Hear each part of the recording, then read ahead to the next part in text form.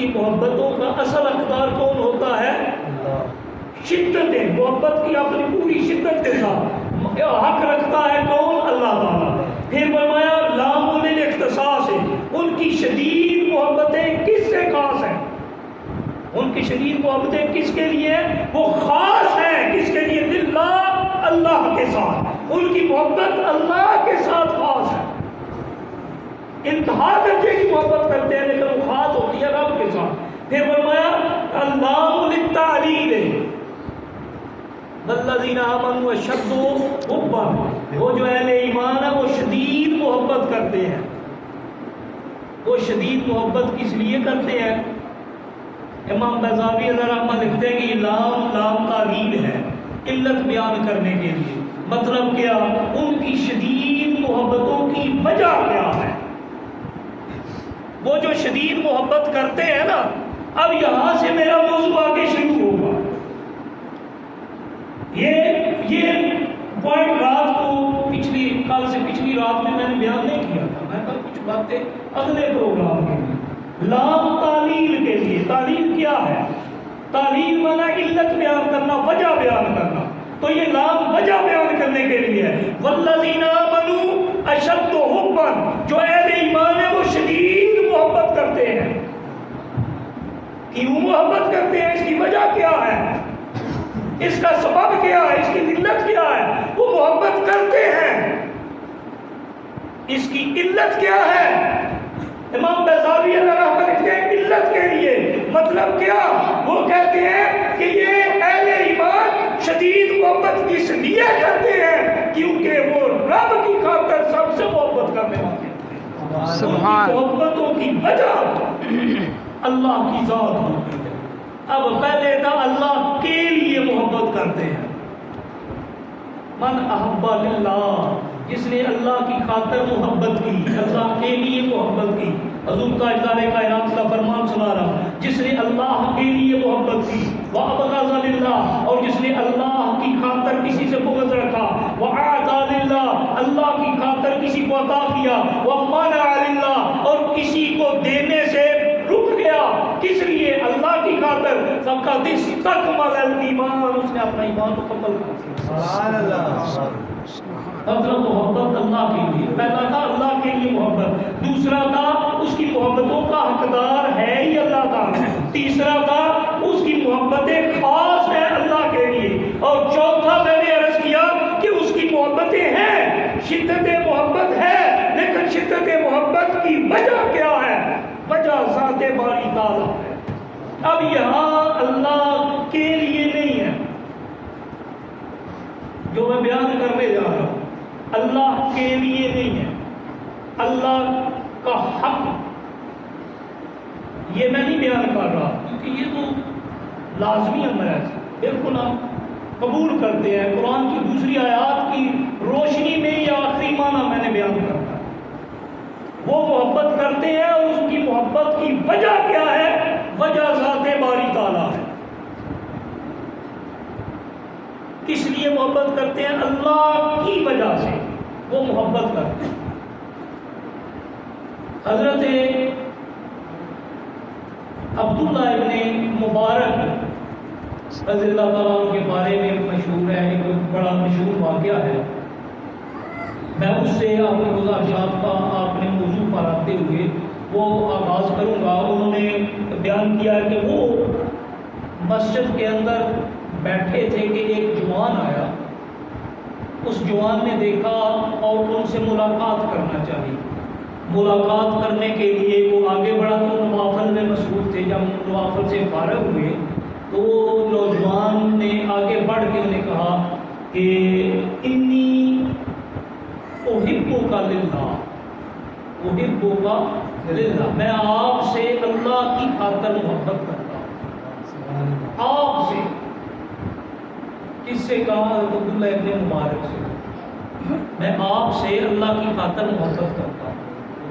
انہوں نے کسی کہا اللہ، کیفیت اور ہوگی، انہوں نے کہا اللہ، انہوں نے جواب کہا اللہ، وہ جو نوجوان سنیں گے اللہ، اور پھر کہا اللہ، اور پھر اللہ، انہوں نے اسے آگے بڑھ کے اپنے سینے سے لگایا اور جوش جذبات میں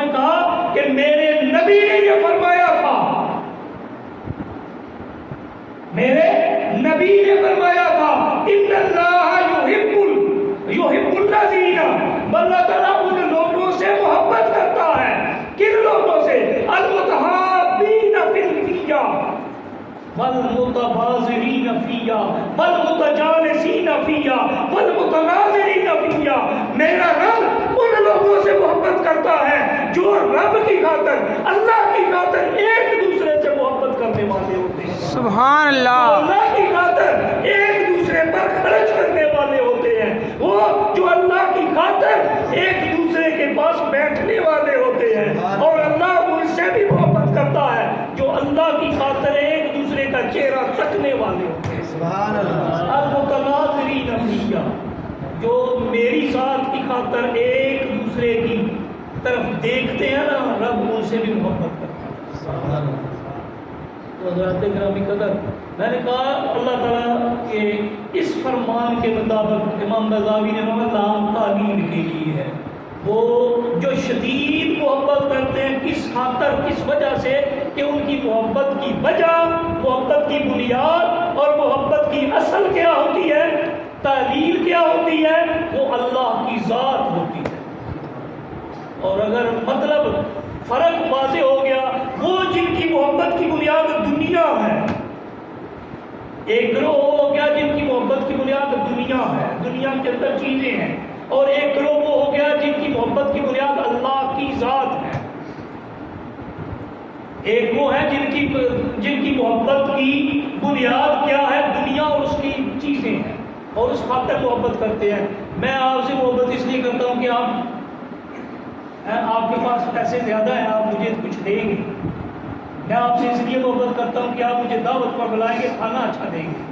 میں آپ سے اس لیے محبت کرتا ہوں کہ آپ مجھ سے اعلیٰ عہدے پر فائز ہیں تو میرے اوپر تھوڑی سی نظر شفقت فرمائیں گے، میری غلطیوں پر پردہ ڈالیں گے. تو یہ محبت نہیں ہے، یہ شہوت ہے. یہ شہوت ہے، اسے شہوت کا نام دیا ہے.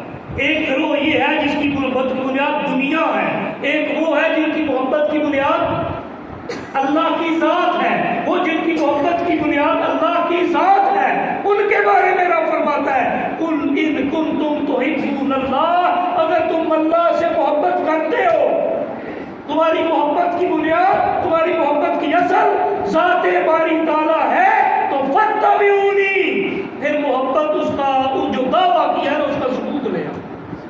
اس کے لیے اتباع محمدی صلی اللہ علیہ وسلم میں آ جاؤ. وہ پھر رب کائنات تمہارے اس امتحان میں، وہ جو امتحان ہوگا، امتحان تو ہوگا. اب دیکھیں نا، حضرت ابراہیم علیہ السلام سے امتحان ہوئے. کس چیز کا امتحان ہوا تھا؟ محبت کا امتحان ہوا تھا. جب فرمایا اتخذ اللہ ابراہیم خلیلا، ابراہیم علیہ السلام کو میں نے خلیل بنا دیا، دوست بنا دیا. دوست محبت کی بنیاد پر بنایا جاتا ہے. جب دوست بنا لیا تو پھر امتحانات ہوئے. امتحان میں پہلا امتحان آگ میں ڈالنے پر ہوا، تو آگ میں آپ چلے گئے. جب آپ نے جانا گوارا کر لیا تو رب کائنات کی بارگاہ سے اس وقت جب آگ میں پہنچے تو حکم ہوا قلنا یا نار کونی بردا وسلاما علی ابراہیم. ہے آگ، ابراہیم کو جلانا مقصد نہیں ہے، ابراہیم کو تڑپانا مقصد نہیں ہے، ابراہیم کو اذیت دینا مقصد نہیں ہے، ابراہیم کو تکلیف دینا مقصد نہیں ہے. ارے امتحان ہے، ابراہیم کو آزمانا مقصد تھا. میری محبت اس کے دل میں کتنی خالص ہے. جب اس نے اپنی محبت کا ثبوت دے دیا کہ اپنی ذات کو میری ذات کی خاطر قربان کر دیا، آگ میں جانا گوارا کر لیا، اے آگ اب تو بھی اپنی ذات چھوڑ دے، اپنا طریق چھوڑ دے، اپنا خاصہ چھوڑ دے. ابراہیم نے چھوڑ دیا. کبھی کوئی خود چل کے آگ میں نہیں جایا کرتا. ابراہیم نے اپنا چھوڑ دیا، اپنی مرضی قربان کر دی. آگ تو بھی اپنی مرضی چھوڑ دے، اب اس پر گلو گلزار. جب بندہ اس کی رضا کی خاطر قربان کرتا ہے نا، ذات ہے، اس کا مال و دولت ہے، اس کی اعزاء و کارم ہے. حضرت عمر فاروق رضی اللہ تعالیٰ عنہ کے بارے میں ہے، یعنی باتیں زیادہ کرنے والا نہیں ہوں، کیونکہ اگر شروع کر دیا نا میں نے اس موضوع کو، اس لیے میں ہٹ رہا ہوں موضوع سے. موضوع کو شروع رکھا نا تو بات لمبی ہو جائے گی، کیونکہ پچھلے پروگرام میں موضوع مکمل نہیں ہوا، اس سے پچھلے میں بھی مکمل نہیں ہوا. اب جب مکمل نہیں ہوتا تو ہم خود اپنے آپ کو محسوس کرتے ہیں کہ نہیں، کہ ٹائم بڑا شارٹ ہوتا ہے. ہمیں حکم اسی طرح اسی لیے دیا جائے کیونکہ ہم معذرت کے ساتھ محسوس نہیں کرنا، ہم نعت خوانی میں اتنا وقت لگا دیتے ہیں کہ ہم تقریر ویسے ہی سننا گوارا نہیں کرتے، کیونکہ جب مولوی صاحب کا ٹائم آتا ہے ویسے ہی آدھے سوئے ہوئے ہوتے ہیں، کچھ اٹھ کے چلے جاتے ہیں، جا چکے ہوتے ہیں، جو بیٹھے ہوتے ہیں آدھے سوئے ہوتے ہیں. تو پھر مولوی صاحب نے کیا سنانا ہے، کیا سننا ہے، کیا بیان کرنا ہے، ویسے بھی انہیں کوئی سنتا کوئی نہیں ہے. یہ بڑی طرح حقیقت ہے کہ جمعے پر بھی خطبہ جمعہ کے وقت ہم مسجد میں آتے ہیں، اسے انہیں سنتا کون؟ وہ تیاری کر کے پورا دن لگا کے کئی گھنٹوں تک اس پر تحقیق کر کے ایک موضوع چن کے لاتے ہیں، اور جب لاتے ہیں تو آگے سننے والے یا سو رہے ہوتے ہیں یا پھر سونے کے قریب ہوتے ہیں، کچھ جا چکے ہوتے ہیں، کچھ جانے کے قریب ہوتے ہیں. اور معذرت کے ساتھ پھر اسٹیج میں جو نقیبے کا کہتے ہیں اب بلا تاخیر دعوت دی جاتی ہے، تو اب اس سے تاخیر مزید کیا ہوگی؟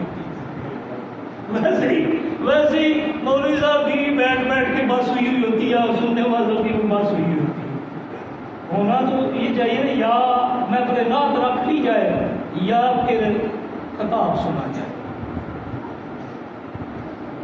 اب پچھلے غالباً میرے 4-5 پروگرام ایسے ہو گئے ہیں جن میں میں نے بڑی مشکل سے اپنے موضوع کو توڑا ہے، بے شمار بات، بڑی اذیت سے گزرنا پڑتا ہے. احساس جب ایک نعت خان نے، میں نعت خان حضرات بیٹھے ان سے ہی پوچھ لیتا ہوں، انہوں نے دن بھر محنت کر کے ایک نئی نعت تیار کی ہو اور جب اسٹیج پر گیا انہیں کہا جائے نہیں ایک شعر، تو کیا کیفیت ہوتی ہوگی؟ جی 5 راتاں پڑھ چھوڑتا، لیکن مولوی صاحب سے 5 کوئی نہیں سنتا. نعرہ تکبیر، نعرہ رسالت، سیدی مرشدی سرکار کی آمن، دلدار کی آمن، دلدار کی آمن، مدنی کی آمن، الاسلام، الاسلام زندہ باد، الاسلام.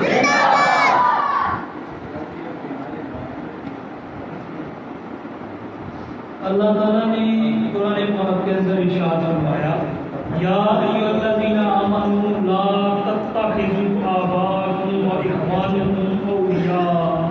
اب دیکھیں دنیا میں جن ذاتوں سے محبت کرنے کا رب نے حکم دیا ہے نا، جو